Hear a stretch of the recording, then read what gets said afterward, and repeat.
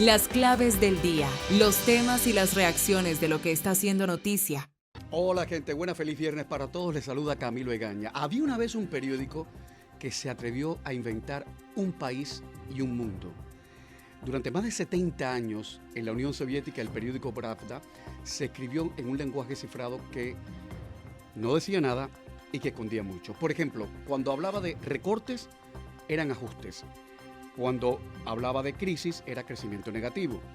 Si aparecía la palabra igualdad era para legitimar la represión estalinista. Nadie puede entender realmente qué pasó en la Unión Soviética durante más de 70 años si se atiene estrictamente a lo que publicaba en ese lenguaje cifrado el periódico Pravda. Y en Cuba, exactamente lo mismo. Por ejemplo, en la edición de hoy, el periódico Granma, en su lenguaje cifrado, cuenta la historia muy tierna de un bioquímico y una maestra que han cultivado un mundo de soberanía alimentaria en la ciudad. Soberanía alimentaria para el periódico Granma significa que hay comida o que hay algo que comer. Otro titular de Granma: afectaciones al servicio eléctrico para hoy viernes. El Pravda tropical, el Granma, no habla de apagones, sino de afectaciones. Casi 250.000 de cubanos han escapado de la isla en 2025, pero Granma no habla de crisis migratoria. Es como si las palabras fueran un analgésico, o al menos eso cree el periódico Granma. En el Granma de hoy, por ejemplo, no aparece una línea de la muerte de 2 chicos en un parque de Alamar, la muerte violentísima por un ataque en un parque de Alamar. Los lectores de Granma, al menos en la edición de hoy, no se van a enterar que tal vez en los próximos días puedan comerse un huevo frito o un huevo pasado por agua, gracias a que República Dominicana ha enviado a Cuba más de casi 4 millones de huevos.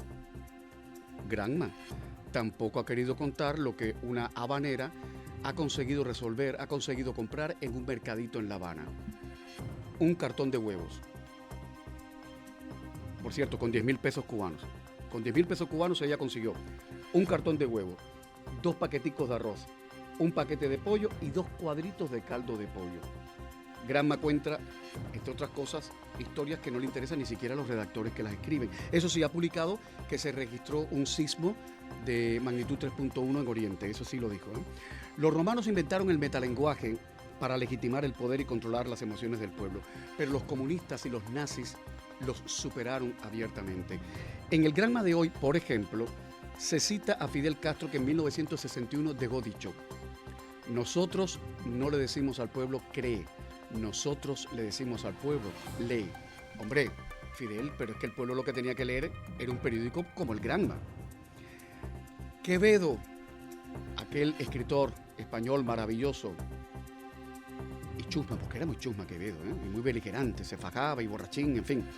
Quevedo, como Fidel Castro, creía que al vulgo, diría el escritor español, y pueblo, diría el dictador cubano, hay que hablarle en necio para darle gusto. La manipulación del lenguaje por el poder político, de la índole que sea, de derecha, de izquierda, de la índole que sea, es la demostración fehaciente del más profundo desprecio que siente un gobierno por su pueblo.